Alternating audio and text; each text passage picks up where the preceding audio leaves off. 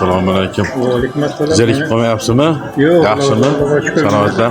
Bunday namozga borib o'qib keldik. Endi choy namoz keldik. Allohga farzandlarimiz da mana shu yerga kelib namoz Amin. Nevaralaringizni, farzandlaringizni duo qiling. nasib etgay. Amin. Amin. Alhamdulillah. Hamma niyat qilganlar niyatni yetirgan.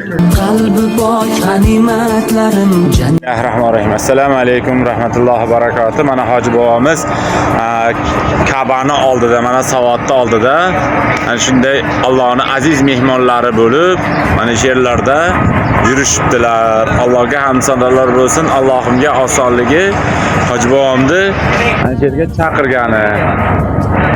Hoji bobo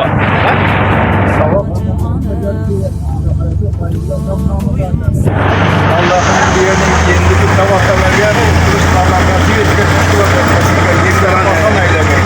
Tanrımız Allah yaratır, kabul etmek. Kim niyet kılgan bolsa Kabe'ne, Medine'de Allah hammasını niyet kabul kılıp Allah'tan yetişecek. Allohu akbar. Tanjonlaringiz sog' bo'lsin. Allohga osonligiga qarang. Shu tez kunlarda yana ahli baytlaringiz bilan, jamoat bilan, qavm qarindoshlaringiz bilan yana she'rlarga miqot qilib umra, haj ziyoratlar qilish nasibingiz aylasin. Tanjonlaringiz sog' bo'lsin. Mana bu Hajarul Aswadning bu yon boshidagi Safo Marvaning to'g'risi. Mana yerda 9-eshik. Xudo nasib qilgansa mana tog'. Mana shu Gasnisada hoji bobom turarlar. Hoji bobomni she'rlarda ziyorat qilib yuribdilar. Allohga osonligi mana shu yerlarni o'z ko'zlari bilan, o'z oyoqlari bilan ko'rib, kim ko'rsa Allohga oson.